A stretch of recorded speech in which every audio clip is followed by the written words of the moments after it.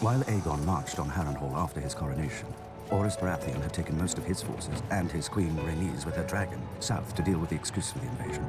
Argilac the Arrogant, king of the Stormlands. Argilac had his seat at Storm's End, a castle considered the most impregnable in Westeros after Harrenhal. Argilac may have been arrogant, but he wasn't stupid or a coward. His lords advised him to shut his gates and wait out the siege. But he'd heard what had happened at Harrenhal and refused to die a suckling pig cooked in his own castle. He would meet victory or defeat the same way, with sword in hand. He called his banners and marched to meet Orys Baratheon in the field. Thanks to Rhaenys' dragon, Meraxes, Orys knew Argilac was coming, how many men he had, and how fast he marched. So Orys simply seized the high ground and dug in on the hills to wait for Argilac. As the two armies approached, the wind rose to meet them and the rain poured from the sky, a gale which would give the battle its name, the last storm.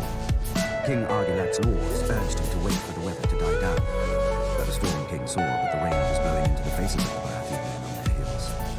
And Argilac outnumbered Everything you know is in your mind. With 4 times as many knights and heavy horse. Argilac attacked. 3 times Argilac led his knights against the Baratheon line, but the hills were steep and the rain had beat the earth to mud. The war horses foundered and slipped, and the chargers collapsed. The battle seemed lost, until Argilac ordered his spearmen up the hill.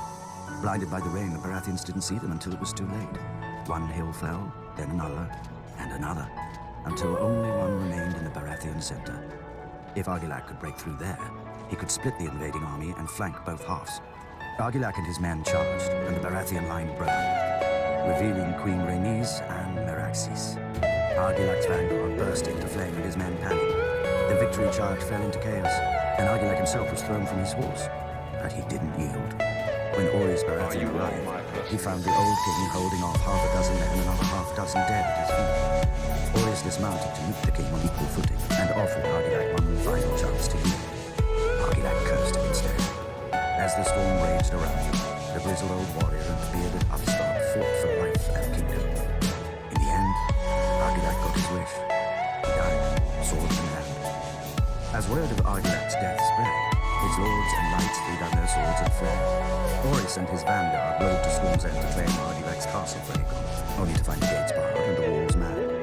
Argilac's daughter had assumed his crown, and the new Storm Queen was as fond of yielding as her father. She declared that Orys would win only bones, blood, and ashes here. But her men were weaker than her, and that night Orys found Argilac's daughter delivered, gagged, chained, and naked to his camp. Argilac had refused to give Orys her hand. Now Orys could have any part of her he wished. But Orys unchained the girl, wrapped his cloak around her, and poured her a glass of wine. He told her he would take the arms, banner, and words of House Durrandon to honor her father's courage in the last storm. Conveniently, Orys had none of his own to discard first. The crowned stag became the sigil of House Baratheon, and Storm's End their seat. Argilac's daughter would even remain in her home, though as a lady instead of a princess. The Stormlands were now Aegon's, and as tribute, Aegon demanded the swords of the men Orys had defeated. For what purpose? Orys didn't know.